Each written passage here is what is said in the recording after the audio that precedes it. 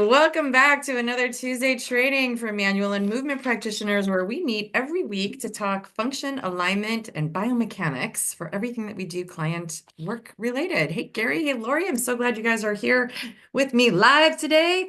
Welcome to a new month, a new week, a new focus. We are diving into sacrum, the bone I love in the month of love. I mean, every month should be the month of love, but from a commercial perspective, it's the month of love. So why not talk about the bone I love, the sacrum? So what we're going to talk about today and throughout the month of February is why I think we all should love the sacrum as much as I love the sacrum. When it comes to structural alignment, there are differing views between some practices. Some say that to align the structure, it's got to come from the cranium, specifically C1 and C2 down. Like everything on the body's structure hangs like a hanger off of C1 and C2. That's compelling. Compelling enough that I'm actually involved in that. And still, there's no, it's sacrum.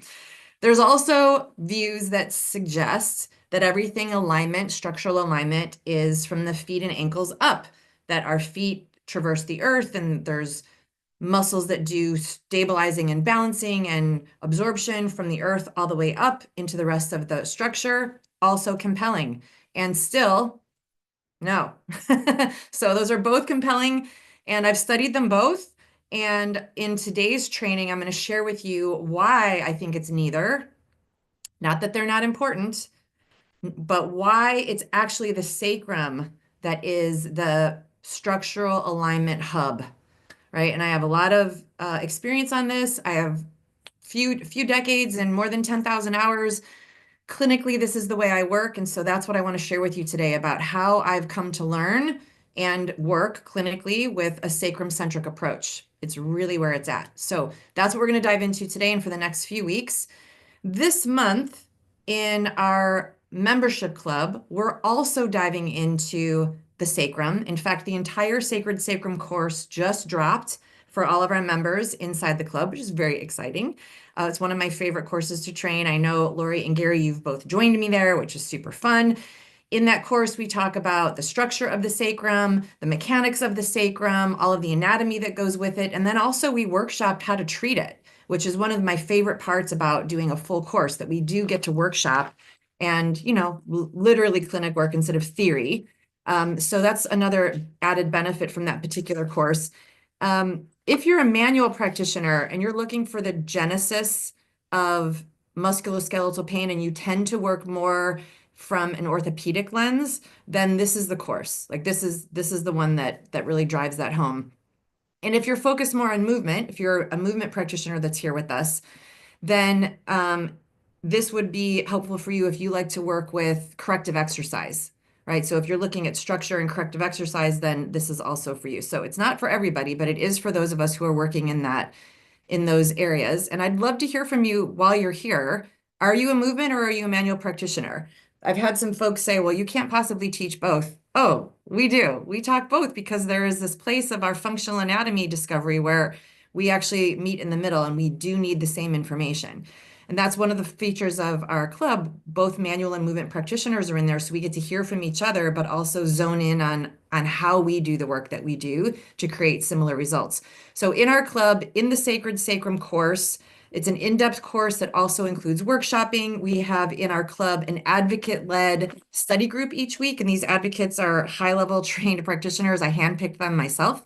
So you can come in each week and train more with them live and in person. Plus, I'm also in there offering support and hot seating folks and quizzing you along the way. That's happening for the entire month of February. Sacred Sacrum and everything related to it is our focus for the month inside the club. So if you have not joined us yet inside the club, please come join us. You can come for 7 days as my guest with no commitment necessary. Just come and try it out for 7 days and play with us in this beautiful topic that I love to love, and I love to share the love with you too. Val's coming in to play with us live today. Yay, I'm so glad you guys are all here. And I see those of you who are here with us live. You can let us know, hey, Perry, hey, guys, let us know that you're here. We'd love to connect with you in real-time conversations so that we can all share the love of the sacrum. Great. Miles in outer space. I like it. Thousand Going on. Of course coming you in, are. Oh, it's so perfect. coming in from the beyond, Val, wherever you get zoning in from, broadcasting from beyond and beyond. I love it. We also know that there's several new folks joining us here in our YouTube land, and Tuesday trainings is what we're here for on Tuesday. And I want to welcome all of our new subscribers. We really are happy that you're here. I know that many of you are joining us here for the first time, and we just love having you here. So let us know that you're here. Let us know. Hey, Laura, glad you're here too. Let us know that you're here and if you're doing manual or movement work so that we can really support you specifically. I'll speak to you on how to use the sacrum for the work that you do. Also, if you are new here, want to make sure that you know how to pin to win and how the winning goes. So again, this month we have a sacrum focus, and it's really easy to win this pin to win. So how it works is you will win extra bonus training for being here with us through the entire training. I know this is valuable for you that because you've told me that, and I know that you want more because you're hungry for it, and I'm here for that. So what you're going to do for pin to win is just look for the pins on the bottom corner of your screen. You'll collect all the letters that are flashed up on the screen intermittently during the training, and you'll see that they do spell a word at the end. Then you're going to post that word in the comment section below this video, below the video on YouTube, in the YouTube channel. So YouTube subscribers, I'm talking to you, but you don't have to be a subscriber to play. You're going to pin the word in the comment section below the video. We'll respond to you and let you know that we see your comment.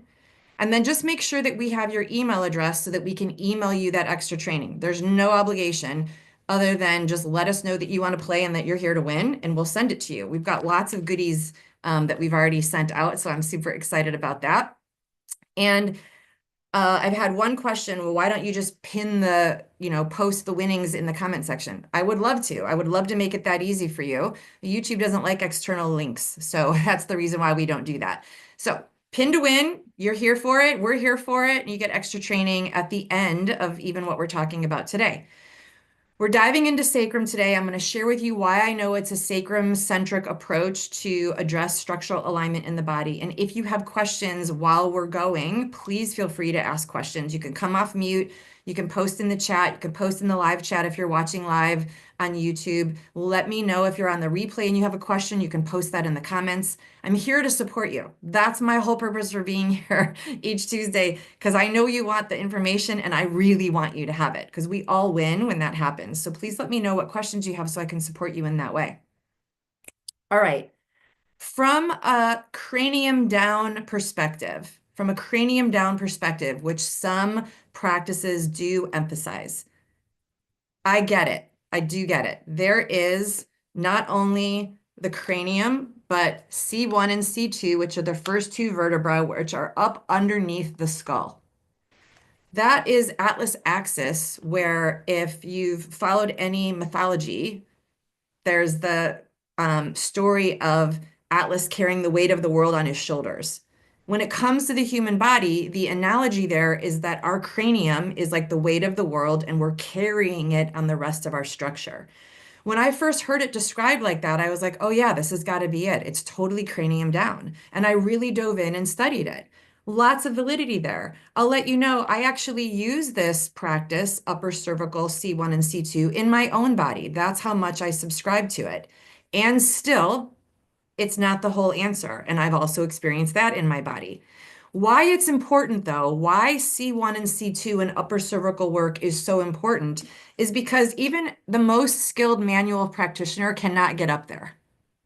Even the most skilled among us, I would put myself in that category. I can't get up in there. There's too many layers of muscles and the bone is sort of up and hidden up under the cranium, which is why I was compelled to believe that like, hey, it's got to be like a hidden treasure. So that's probably where the answer is, tucked up and in there. There is huge value in upper cervical work. If you know that your clients C1 and C2 is out, it is, I believe, your responsibility to refer them to an upper cervical specialist to get that work done because it's not something that you can navigate. If you're a manual practitioner or a movement practitioner, I can't do it either. It doesn't mean that we've failed. It means that we've succeeded in getting our client the result that they need and deserve.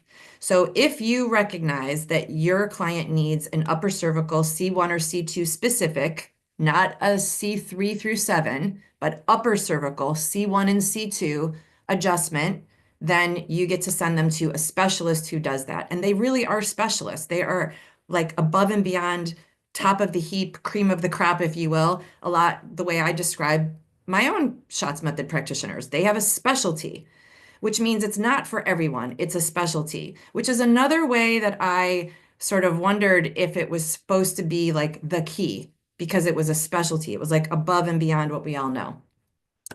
So it is great. And the weight of the head is supported by the shoulders. The shoulders do need to be in alignment for that to happen. There's a lot of complexity that goes in balancing those two areas structurally in the body. I definitely all agree with all of that. What symptoms are indicative of a C2 issue? Great question, Gary.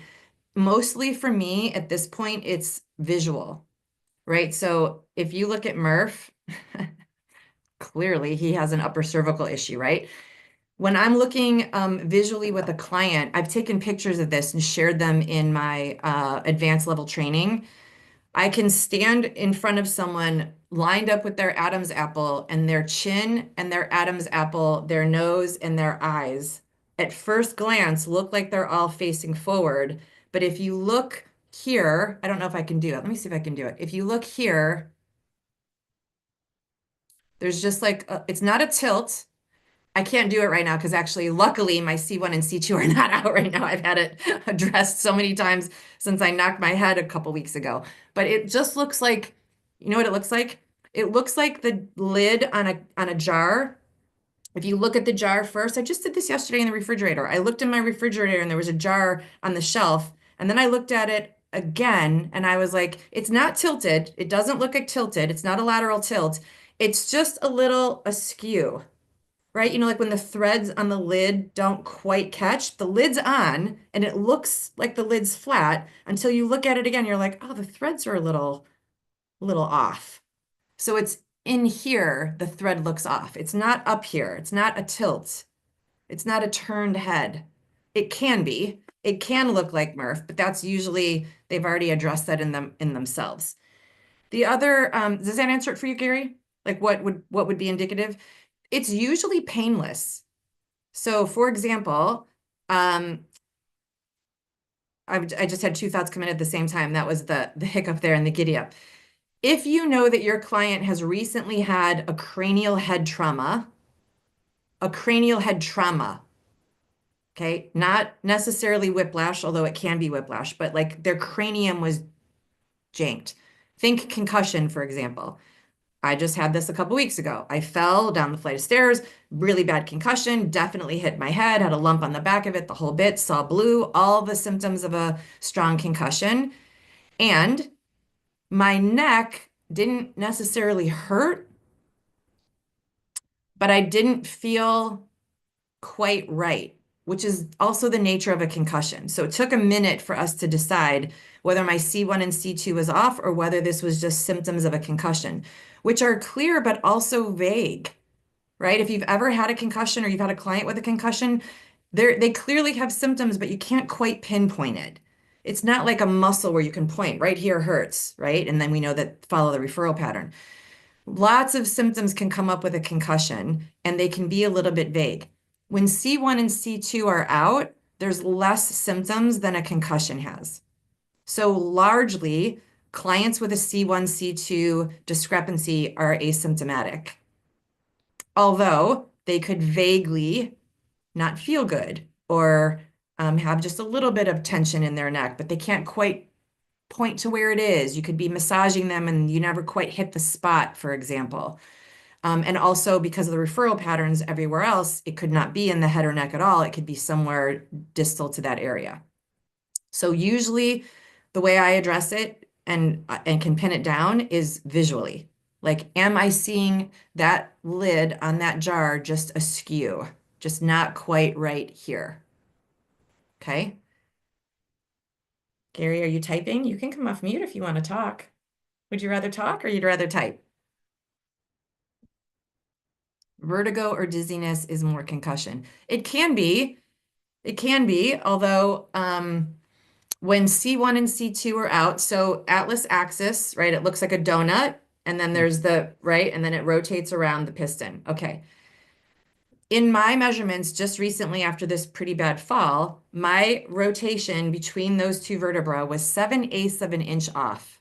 7/8. That's like pretty dramatic. It's a lot. Yeah, I did a good job and I got to learn a lot so I can bring it back and share with you guys. I did a really good job. So much so that the upper cervical specialist, who I trust with my body clearly, and a lot of my clients I send to him as well, he didn't want to adjust me right away because it was so dramatic. And like, ligaments connect bone to bone, and maybe there's a ligament that's no longer stable. So if he moved the bone, what would happen to the rest of my head? And like, it was a big deal. It was a really big deal. Luckily, knock wood, I'm okay, and I can't even show it to you because I'm back in action. So it's an important deal, and the more um, dispersed the relationship is between those two bones, the more dramatic the symptoms can be in other areas. In my situation, because of the 7/8 of an inch, my vagus nerve was tangled in there. So I was getting all kind of vagus nerve responses, which wasn't vertigo and dizziness. It was digestion and breathing and vision. Like I couldn't see. And so other things were going on too. So it's hard for us to know which one were straight up concussion symptoms versus C1 and C2 symptoms, but I can tell you as soon as I got C1 and C2 adjusted, the symptoms cleared and shifted, and then I was very positive that this was concussion versus C1 and C2. So again, C1 and C2 issues and the need to refer out for that is usually when it's a cranial trauma, right? When this big bowling ball is affected by impact so much so that the two bones that are holding it up and allowing it to move predominantly are then affected. So a lot of it, to answer again, to add more to the answer to your question, Gary, what's the situation the body's been through? What did your client come to you with?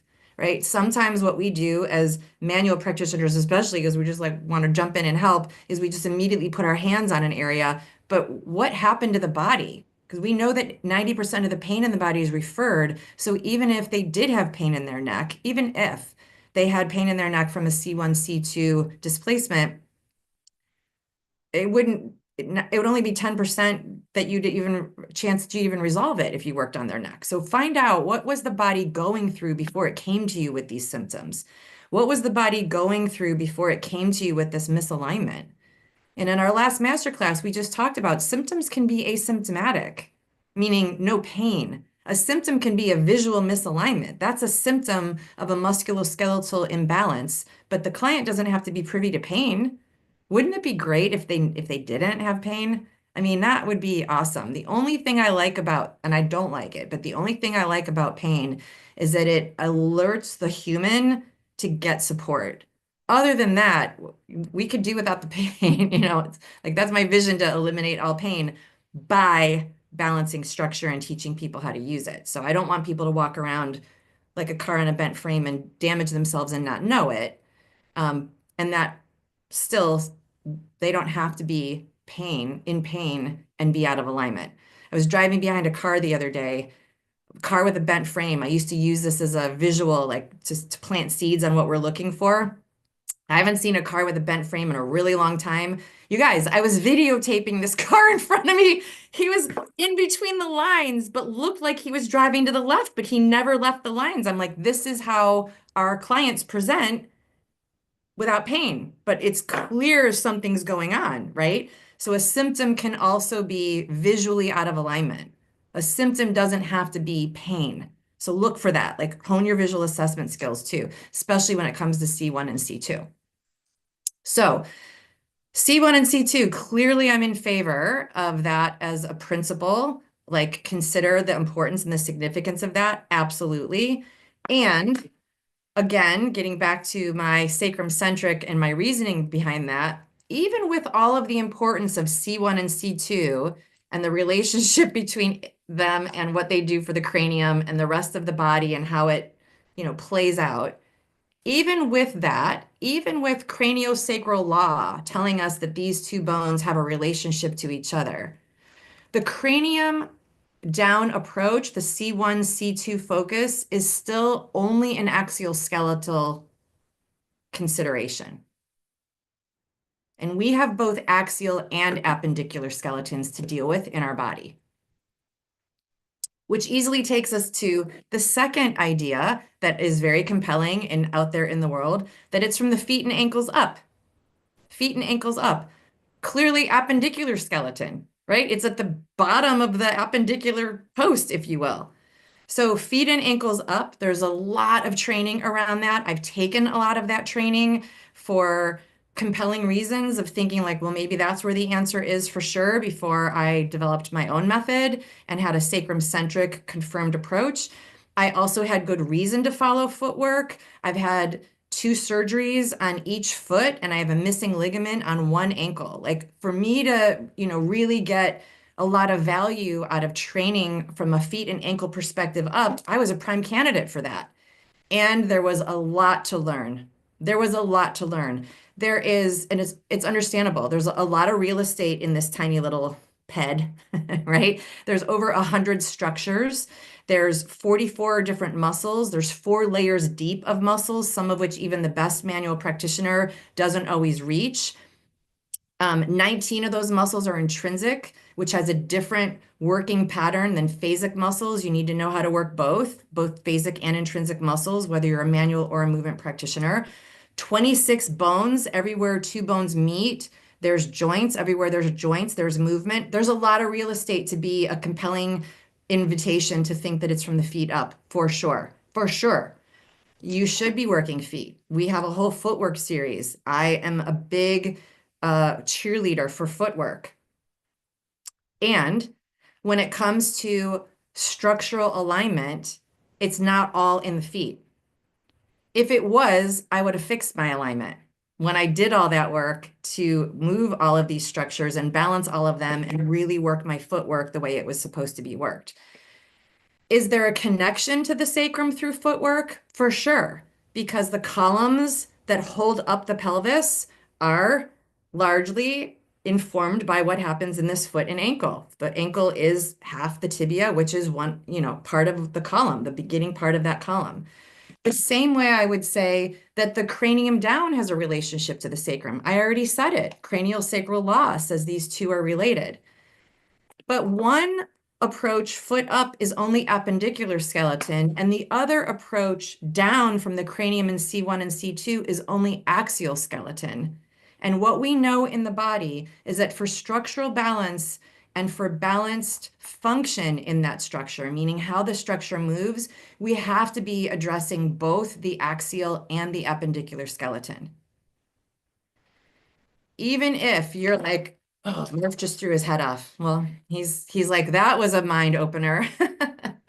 Even if you've been training with me for a long time and you're like 4 balance curves, 4 balance curves, and you say it like a mantra, that lights me up when you see things from that perspective. And that's not where you stop. It has to be where you start, but you can't stop there. You've got to then balance the appendicular skeleton, the legs that go up and feed the base of these 4 curves. You've heard me say that before as well. So now I'm using my own teaching to let you know why I believe that it's a sacrum centric approach, not a top down or a bottom up approach. And I will continue to pour into you about why as we move through here today. Does it make sense so far why it's compelling to be cranium down and feet up, but so far I've at least given you a pause for why maybe you want to think differently about that? Anybody like, oh, well, she's kind of laying it out there. Yeah, I'm paused for question as well. Yes? So far? Okay, great. Beautiful. Sacrum. Sacrum. I even the name just makes me happy. Gary, I know you probably know this. What does the word sacrum translate to mean? Do you remember? Totally hot seating you. What does the word sacrum translate to? And if you guys are watching here live, you can type it in the chat. I can see the chat. No, Is- the Latin root sounds like sacred, but I don't think that's what you're looking for. Oh, So, it is exactly what I'm looking oh, for. Yes, okay. very good job. The word sacrum, so the name of this bone that we all know the name of, already came with a clue. Because, yeah, sacred sacrum, exactly. Sacred sacrum is what I named our course, but it's actually, if you look at it as a statement, it's redundant because the two words mean the same. Sacrum means sacred. That's the biggest clue. That's the biggest clue that someone smarter than us who got to the body way before we did, maybe not smarter than us, we're all pretty smart here, but who studied the body before we did, already named this guy. And of all the bones that were named in the body, this is the only one that was named sacred. There's a key there, right? Now I'm calling this bone the key to the castle, the key to the kingdom and the key to the castle. So if this is the castle, if the bone is the castle, and in our sacrum course, we use the architecture of the body like comparing it to a cathedral. If this body is a house of holy or a castle, this is the key. This is the structural key, this bone, sacrum, sacred, sacrum and sacred, all in the same sentence. Redundant phrase, if you will. So it translates to something that we need to know is meaningful. And because of where it sits in the body, it is literally, as the keystone of the structure, immediately adjacent to the appendicular skeleton. These two bones in the pelvis, you guys know the names of these two bones? Innominate. Val's given us, yeah, she's got it. So these two bones, innominate, which is old school. If you're here new and you're like, Gina, I don't know, you don't know your anatomy. It was when I was in school, and now the cool kids are calling it ox coxa. These two bones, whatever you call them, old school or new cool kid school, are appendicular skeletal bones. They're not axial. The sacrum is, though.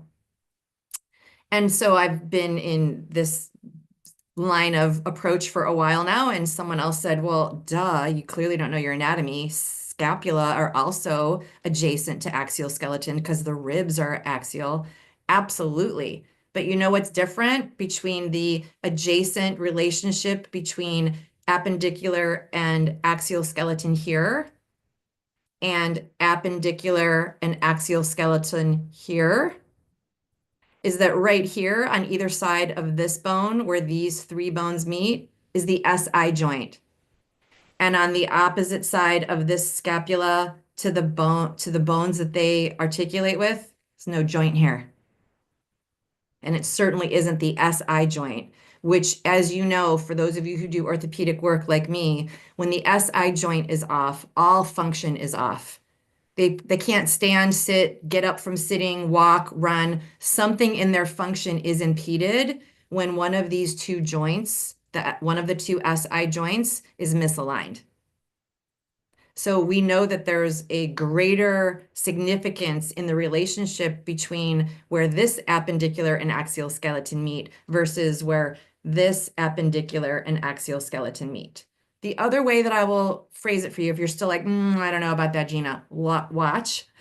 There's two of these and many of these. So lots of places where the misalignment can be askew.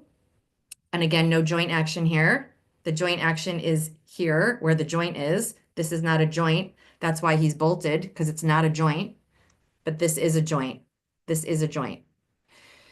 And one shoulder and scapula can be doing something different than the other shoulder and scapula altogether. One of them can be aligned and the other not. But when it comes to the sacrum, if one SI joint is not aligned, the other one can't be either because they're on the same bone. One sacrum articulating here, one sacrum articulating here. If this articulation is off due to the sacrum, the other joint is also off. It has to. This bone moves as one, whereas a scapula can move separately from the other scapula.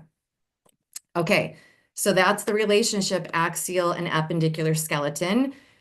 The sacrum's relationship to both of those areas of the structure also is another clue that it has more impact on the structural alignment of the body than either the feet up or the cranium down, just given its juxtaposition to the other two places. And then we started talking about the SI joint and its function, and I want to give you a little bit more information about the SI joint and its function. Does anybody here remember? Whoops, I'm going to give you this one. Scratch the last pin you just saw. This is the next pin. Does anybody remember anything significant? Anyone here who's in our club seats, Lori or Gary or Val? Because I know you all took the sacrum course already. Do you guys remember anything specific about the design of the SI joints? And I know I'm pulling on your memory and I know I'm hot seating you, and it's okay if you don't remember. It just helps us learn if we try to pull it out of our own brain instead of just listening to my words and sort of canceling out half of what I'm saying. Anybody remember anything specific about the design of the SI joint? Anything in the sacrum? I remember just the design about all of it, and maybe that'll prompt Gary and Val that Yeah. the cathedral, the arches, that's what I remember. Okay. Anybody else? It's not very flexible. So there's only slight amounts of movement there. Oh, butterfly. I remember Yes. butterfly. Okay, there it is. I'm like, There thank you you. did. Yes, you got it. Yeah, Exactly. butterfly. Yep. So we just got done talking about, how significant these joints are, the SI joints, the sacroiliac joints. And even with their significance, there is a tremendous amount of importance on their movement and not a whole lot of movement available, which tells us a lot about how things are wired together, yoked together, and the specificity of the movement that happens in this area. Again, different than the scapula. And I'm not going to keep comparing them, but just it is a huge difference. The scapula move in lots of different directions, and they're sort of like free form floaters. But the way the sacrum moves at the joint that it creates with the innominants, it's a very specific movement. It's this and it's that and it's specific and that's it. So when it goes off, that's another clue to us like, wow, there's not a whole lot of margin for error here. It shouldn't be off. So there must be something substantial about its design because it doesn't free form float around and just get into all kinds of shenanigans. Technically it does, but it's, in a narrower lens. And, if you're trained to work with the sacrum in its alignment, great, then you'll know what to do with that. The design that we're talking about is more easily seen on the front side of the sacrum, on the anterior surface. So this here, where this line is a joint, it's where the sacrum and the innominate meet. In the back of the pelvis, it's quite overlapped, so you can't really see in there. You can't really see in there. And if you take a wider view of it, it's not that much of the sacrum that's overlapped. The way I like to think about it in my own mind is if I were to take my hand as a sacrum and my other hand edge, pinky edge as the innominate, they kind of line up like this. It's like index finger width to pinky finger width. That's about it. And they literally lay on top of each other just like that, right? We just saw it. They literally lay on top of each other just like that. And pretty tightly snug, pretty tightly snug. So when we're doing things like spine flexion and hip flexion, spine flexion, which is part of the sacrum, and hip flexion, which is a function down here, either the innominate is moving or the sacrum is moving for spine flexion, or the innominate is moving with hip flexion, and mostly it's a relationship between the two. Not a ton of movement though. The movement between these edges of the sacrum is just slight little bit of movement like this. Whole new perspective attachment that I have missed before. Oh, good, Val. I'm so glad we're getting clarity here. Amazing. Yeah, we do have more detail on this visual. I know you like visual, Val, in the sacrum course in the club. So make sure you at least pull up the slides so that you can see the visuals there, because we do a lot of this visual with slides in our course. And you know that because you've taken all of our courses, but that one's different. You haven't had that one yet.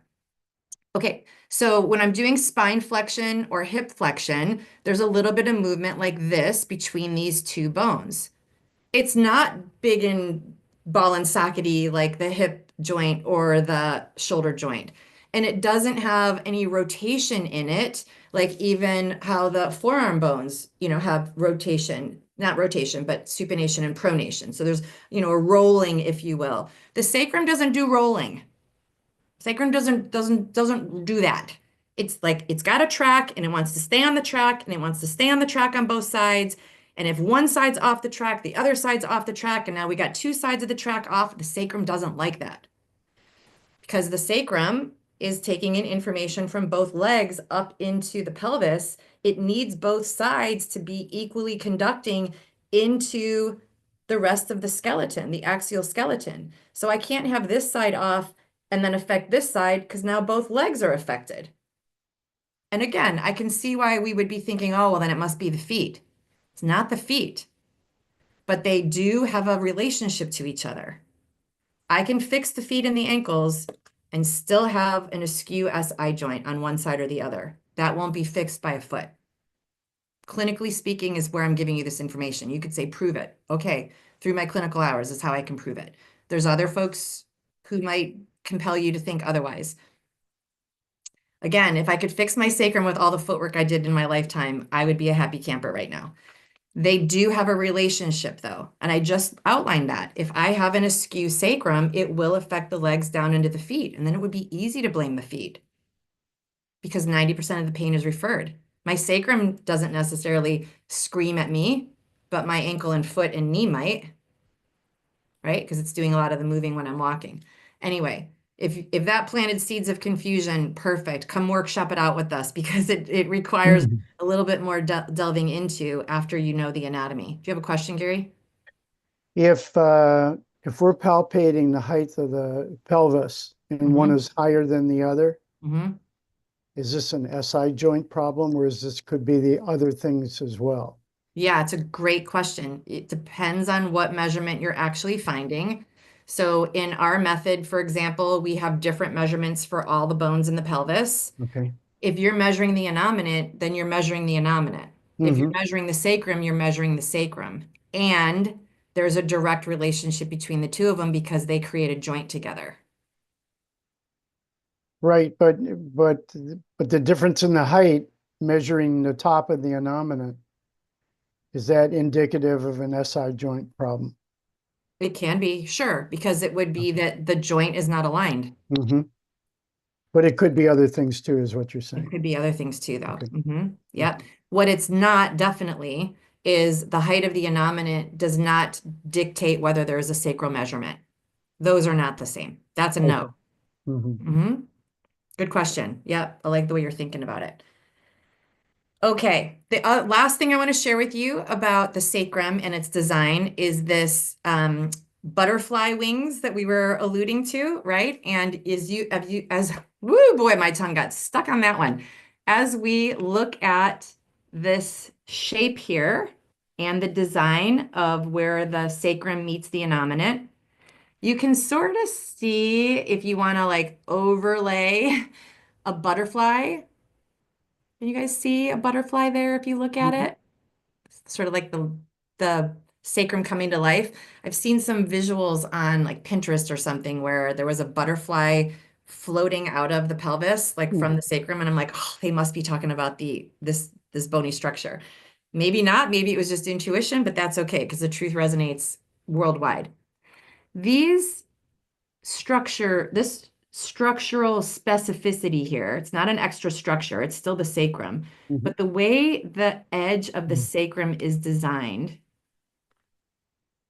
is specific because in addition to this relationship here, there's also, if this is the sacrum, a little bit of here movement, a little bit of here movement. Now, I said before, the sacrum doesn't rotate. It doesn't pronate, supinate, rotate, doesn't roll, it doesn't do any of those things. But because of the way it's designed, front and back, there is movement, a little bit of movement that goes like this. it can do that for a lot of reasons, from the input that it's getting from the innominants. It's not flexion, Val. It's not a flexion necessarily. I don't actually know what the joint action would be called. I just consider it movement, not necessarily joint action. Right? So if I were to call the joint action at the SI joint flexion, it would be when my spine or hips were doing flexion. When it's like sliding, it's like elevator doors up and down. Well, elevator doors go this way. This is a bad analogy, guys, but this movement here and the sacrum and innominate don't move this much, but I'm just going to use it for visual. This kind of gliding up and down, I would consider that more, if I was thinking flexion, than the allay, which is more like butterfly wings. Think about you know how soft butterfly wings just sort of like poof, poof. They don't, really hard and fast like a bird, and they don't stay stiff like a plane. There's just a little bit of like air that can come underneath a butterfly's wing. That's the kind of movement that can happen at the sacrum. So I'm holding up two hands here, which you might confuse as innominants, but they're both sacrums, and also the bony structures at the edge of the sacrum are called something specific. You might have already figured that out if you're pinning to win it. So they're called something specific, and they are compared to, in their name, defined as wing-like structures. So wing-like structures, meaning like specific wing-like structures, like a butterfly's wings, not like a jet engine wing or, propellers or anything like that. And Val, I just missed your note here. Let me pull that back up. The whole new perspective. Oh, no, that was the last one. Thinking more fibers of the ligament flexing. Oh, well, ligaments don't flex again because that's a muscle action, right? Muscles. But are you asking, you're thinking something through, which I know always means that you have a question. So are you asking, you're sort of like popcorning and piecing it together. Are you asking like, well, what would happen to the ligaments then if that movement was available? Great idea. Like keep that. We know, just use our anatomy to answer the question. We know that ligaments connect bone to bone. And we know how substantial this bone and its joints are in the body. I've enrolled you guys. Have I enrolled you guys? Do you guys see now why it's not top down or bottom up? Have I enrolled you yet into believing it's a sacrum centric approach? Did I land that? Are you guys all with me on that? Okay. So we know that this is significant, which means then that the specificity of this design and the movement that's there, clearly there, but it's very little and specific, means that there's not a whole lot of wiggle room in the ligaments that hold these two bones together. Why would we need to have wiggle room in these ligaments if the joint structure tells us there shouldn't be a whole lot of wiggle room?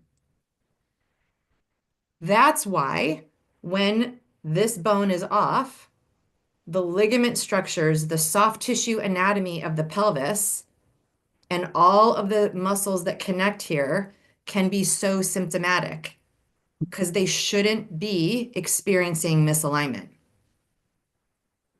There's no room in the design.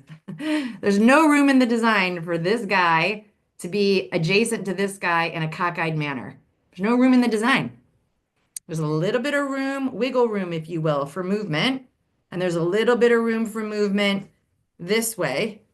But other than that, he shouldn't be like high on the hog and moving. Slight elongation of the fibers. It depends, Val, right? It depends. What's the relationship then between these two bones? Did they get closer together? Did they get further apart? Did they get further apart? Did they get jammed together? Did they get locked and loaded in an impact like a Golgi tendon organ on the muscles, which are responsible for moving said joint? Like, so what, like, again, what, well, I didn't quite get all those lip languaging, but like, just like we said with Gary earlier, what did the body go through that you're working on? Right? Like if I had an atlas axis suspicion, I would start being curious. Was there a concussion here? Was there a head trauma? Was there whiplash? Was like, what happened here? Was there surgery? Like to the skull, which I've actually had clients say, oh no, I don't have any head issues. I have no neck issues. I have nothing. And then later you find out in the conversation that they actually had surgery on their skull when they were a kid. What? But it's so Yeah. far beyond, and it wasn't, a recent car accident, for example. Go ahead, Val. Elongation or contraction of those fibers? Elongation and contraction, if it's muscle that you're referring to. No, the fibers in the tendon. So tendons and ligaments. Because I know there's slight movement Right. available. Got Very it. slight. In the joint.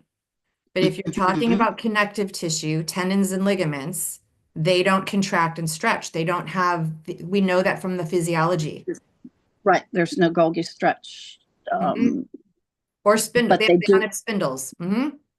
But they do move ever so much. They proved that in study when they proved positional release in the positional release thing. Yep, absolutely. So the word that I use then, if I'm recognizing in my assessment that I need to address a ligament, it's that it's under duress, and I need to figure out the type of duress based on the arrangement of the bones that it connects. So the duress would be when I would consider contracted, when it's compacted. Yeah, I would really encourage you to not use contracted or lengthened when it comes to ligaments or tendons. And again, it's just the clearer we get on the language that we're using is the clearest we can get on the picture that we've painted, right? Because we can't climb in there and be in relationship with the ligament. But if we think it's contracting has another association that then it can somehow do something on its own. That's not what ligaments do. So how would I language that out for a clearer picture? Language. Or does that need to be a side conversation maybe? No, we're here. Okay. No, we're here for it. And that's exactly what I said I'm here for you. Okay. So when you're saying what language to look for, do you mean? So when it's in duress and the bones are more jammed together versus where it moves that little bit, what would you, for both of those, how would you language that out? So if I were, I don't typically need to language out ligaments. So just. Well, when I'm talking to Doc, I do. Oh, got it. Okay. And for my own clarity. For sure. And it makes sense because you're talking to a chiropractor who does move joints and bones. So he is more focused on ligaments. Got it. Totally good. So I would say, well, first of all, in your particular situation, ask him what language he describes ligaments so that you can speak his language with him because you're sharing the same shop with him, right? You're in the same brick and mortar. You want to be on the same language. Just like in our method, we all call the measurements the same thing because we're all under the same roof virtually, and we need to be able to know what we're each talking about. So use a unified language with the practitioners that you work with. That's really what I would offer. What I would say about ligaments and bones is if this joint is compacted or compressed, or if this joint is askew, I would say that.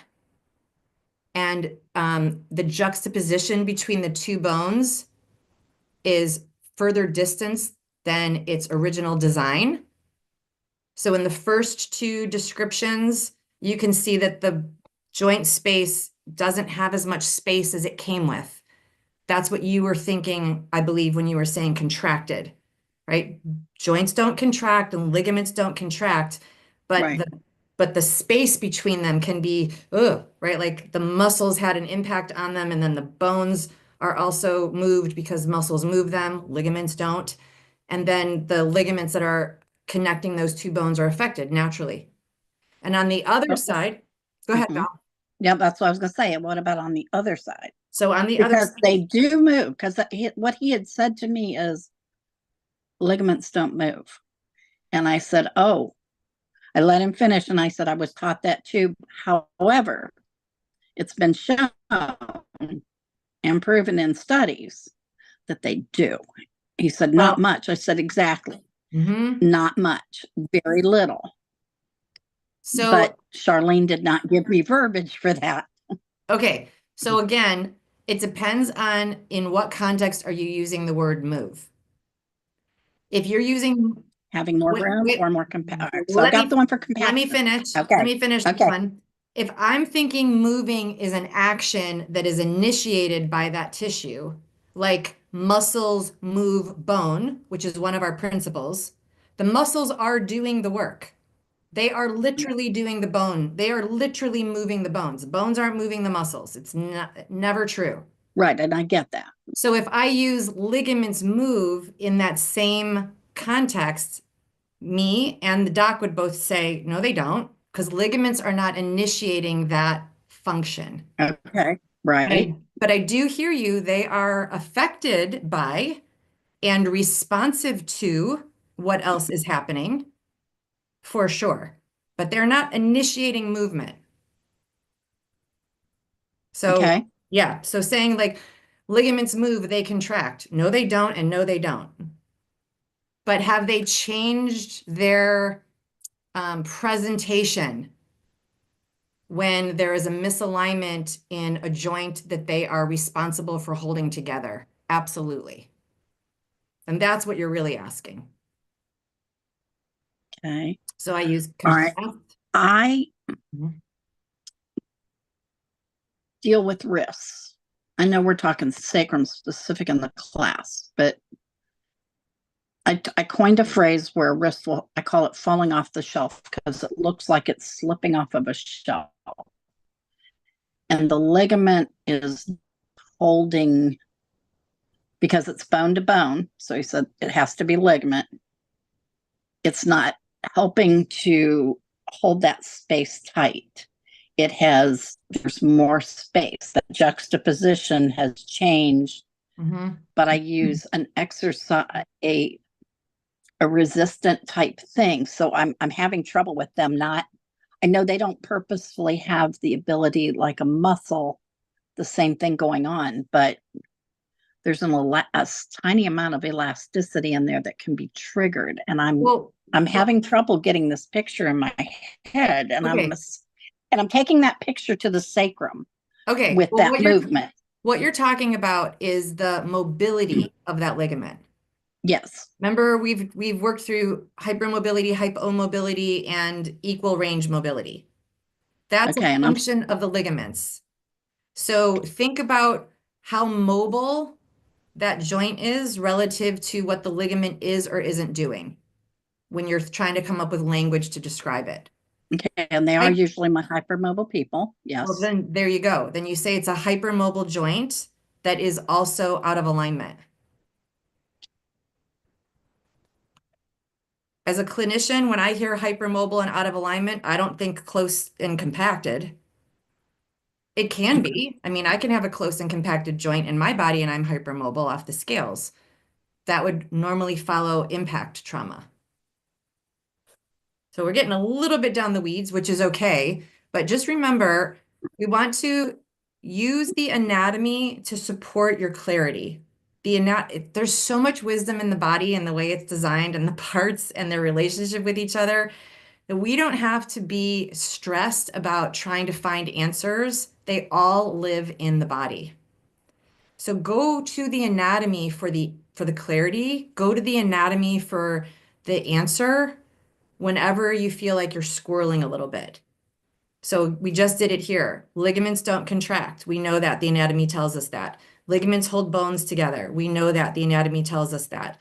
Ligaments are responsible for the mobility at that joint. We know that. The anatomy tells us that. So if something's off in a joint or a ligament and I need to describe it, I'm going to use that anatomy to help me describe it. I'm not going to go grab from other places or try to make anything up. The beautiful thing about innovators on the planet is that they come up with something new, and there's nothing that we need to innovate about the body. It has more answers than any creative artist on the planet that exists, in my opinion. So just go to the body for the answers then. And that's why I believe we're here every week learning anatomy so that we can know the anatomy to know what to go to get the answers. And you have that Val. You know ligaments, you know joints, you know mobility. So go there and see if that helps you. And workshop this out and then post it in the club after class, after group training or group training. What am I doing? Where am I? After Tuesday training today, workshop it out on your paper, post it in the club, and I will absolutely answer it with you. You'll get full clarity before the end of the day today. Deal? I'll do my best. All right, perfect. All right, guys. Well, this has been fun. I can't believe we went through an hour just like that. Thank you so much for playing and for being here. I see you guys here live on YouTube. I know you're still here. I'm so glad that you stayed till the end. Please let me know if you have any questions about the training for today or any questions that you have about sacrum. And if you're even a little bit curious about all this sacrum content, and you want to have that for yourself so that you can have that anatomy to go back to, please join us in the club. Come as my guest for 7 days. There's no obligation. You don't have to pay. You can get access to everything in the course, the videos, the workshopping, the skill building, the study groups, the slides, the worksheets. I mean, it's a loaded course, so please come and join us there. We'd love to have you and welcome you warmly into the club, even if you're only going to stay for a week. Good, Laura. I'm so glad that you got a good refresher. And I will look forward to seeing everybody else here, same time, same channel next week for more Tuesday training, more sacrum and more Tuesday training. All right, guys, it's been so fun. Thanks, Gina. See you guys next time. Bye for now.